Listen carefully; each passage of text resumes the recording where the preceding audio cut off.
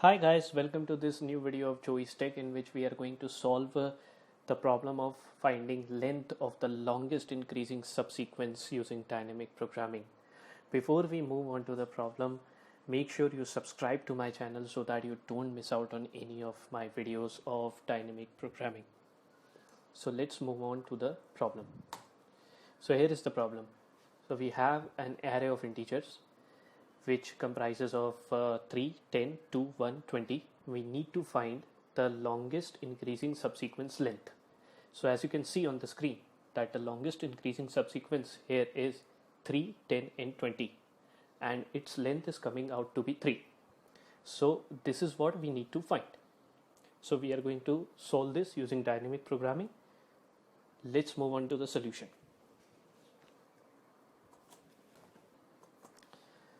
So this is the setup of our solution. Here we have the array 3, 10, 2, 1, 20. We have the answer 3. We are now going to find 3 using this array. This is a temporary array that I have built for solving this particular question. Now we have two variables. We are going to make use of two variables. One is I and another one is j. I call I as the runner and j as the marker because j is going to mark the end of a particular subproblem. So right now j is set at the second cell. That means it is marking the end of a subproblem which comprises of 3 and 10. So let's start. And one more thing before we start, I have filled the array with ones. So this represents the default state. That means at any point of time, let's say if I have only 3 in my array, then I have the length of the longest increasing subsequence as 1 because I have one integer, so it's 1. So that is why I have filled it with ones. So let's start. We are going to compare I with j. So I is here beneath the first cell and j is here beneath the second cell. So 3 will be compared with 10. So is 3 less than 10? Yes, it's less than 10. So what we are going to do, we are going to add this one to this one and we are going to keep the value over here 2. So this 2 will be kept temporarily so that after 3 it may happen that there may arise a bigger value than 2. But since nothing is there between 3 and 10, so I am going to keep 2 inside. So I'm going to populate this cell with 2. So now this marks the solution of the subproblem 3 and 10. So as you can see, we have the longest increasing subsequence here, which is 3 and 10, and the length is 2. So that is what is populated in the second cell. Now this j moves ahead. This j comes over here. I stays here because it's always going to go back to its base location. Now as you can see, this 3 will be compared with this 2. So is 3 less than 2? No, it's not less than 2. So nothing happens. So what? Now I moves ahead. Now is 10 less than 2? No, it's not less than 2. So nothing happens. So now I goes back to its base location and j moves ahead. Now the subproblem is bigger. Now it's 4 cells bigger. 3, 10, 2 and 1. These are now in our subproblem. Now we are going to check if 3 is less than 1. No, it's not less than 1. So nothing happens. So now what I'm going to do, I is going to move ahead. Now is 10 less than 1? No, it's not less than 1. So nothing happens over here. I moves here. And now is 2 less than 1? No, it's not less than 1. So I goes back to its base location and j moves ahead over here. Now we are going to compare 3 with 20. So is 3 less than 20? Yes, it is less than 20. So we are going to add this one with this one. So we are going to get a temporary value of 2. Now I moves ahead. So is 10 less than 20? Yes, it is less than 20, and we are going to add this 2 with this one. So we are going to get value as 3. Now since 3 is greater than 2, hence 2 will be eliminated and it will be replaced by 3 over here. Now this I moves ahead again. Is 2 less than 20? Yes, it is less than 20. So we are going to add this one to this one. So we get 2. Now 2 is not greater than 3, so 2 gets eliminated. And I moves one step ahead. Now is this one less than 20? It is less than 20.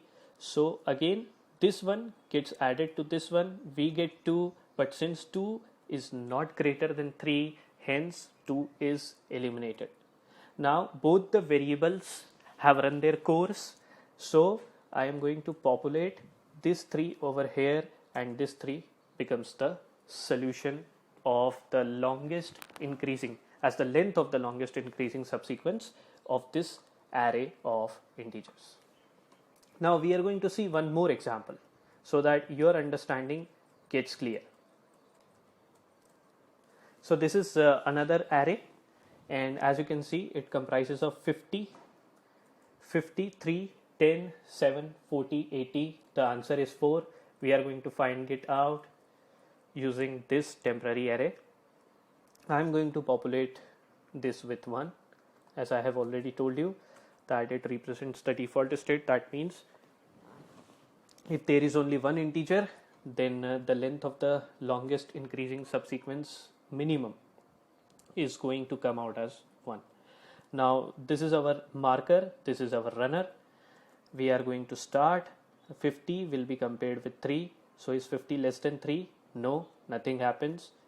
So what happens? The marker moves ahead. Okay, 50 will be compared with 10. Is 50 less than 10? No, nothing happens. So now our runner moves ahead. Is 3 less than 10? Yes, it is less than 10. So this one is added to this one and 2 is kept here. Now as you can see, there is nothing between I and j, hence 2 is populated in this cell. Now j comes here, runner goes back to its base position. So 50 is compared with 7. Is 50 less than 7? No, no way. So nothing happens. I comes here. Is 3 less than 7? Yes, it is less than 7. So this one gets added to this one and we get 2 over here, the temporary value, because there is one more cell remaining. Now this I moves here. Is 10 less than 7? No, it's not less than 7. So nothing happens, and after I has run its course in this subproblem, 2 gets populated over here. Now j moves ahead and I is over here. So 50 will be compared with 40. So is 50 less than 40? No, nothing happens. J stays there. I moves one step ahead. 3 is less than 40. Yes, it is less than 40. So this one gets added to this one and I get a temporary value 2. Now I moves ahead. So 10 gets compared to 40. Is 10 less than 40? Yes, it is less than 40. So this 2 is added to 1 and I get 3 as the value. As you can see, 3 is greater than 2. So 2 gets eliminated and 3 becomes our temporary value. Now I comes here. Is 7 greater than 40? I'm sorry. Is 7 less than 40? Yes, it is less than 40. So 2 gets added to this one. I get 3 again. Since 3 equals 3, hence 3 stays. J moves ahead. I, the runner, goes back to its base position. Now 50 gets compared with 80. So 50 is less than 80. Yes. So this one is added to this one. So I get a temporary value as 2. And one thing which I have not done is populating this with 3. All right. So now I moves ahead. So 3 is less than 80. Yes, it is less than 80. So this one gets added to this one. So I get 2 again. Since 2 is equal to 2, nothing happens. 2 stays. Now I move ahead. So is 10 less than 80?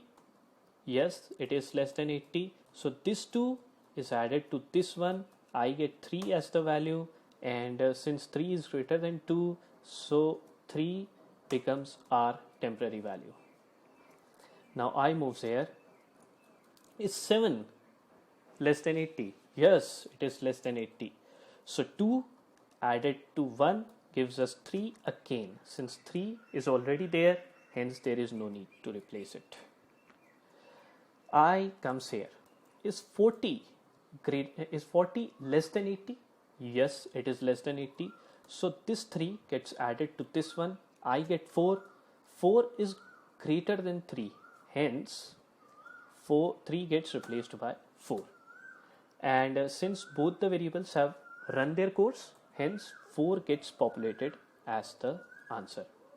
Now, as you know about the dynamic programming problems that we use to optimize the solution of the previous subproblems, hence this 3 over here described the solution of this subproblem 53, 10, 7 and 40.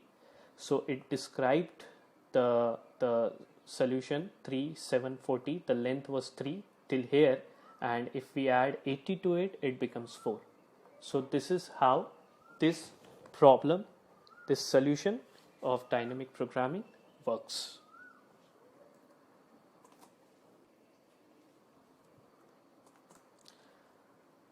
So here we have the algorithm of this solution. If Sj is greater than Si, S represents our array of integers, then M is the temporary array. Mj equals to maximum of Sj or Si plus 1. The time complexity of this solution is O within braces n to the power 2. So I hope you enjoyed watching this video. I again recommend you to practice this problem over and over. Practice the explanation over and over, because after you practice this twice or thrice, then you are going to go one step ahead in your efforts of solving problems using dynamic programming. Thanks for watching this video. I'll see you in the next video of Joey's Tech.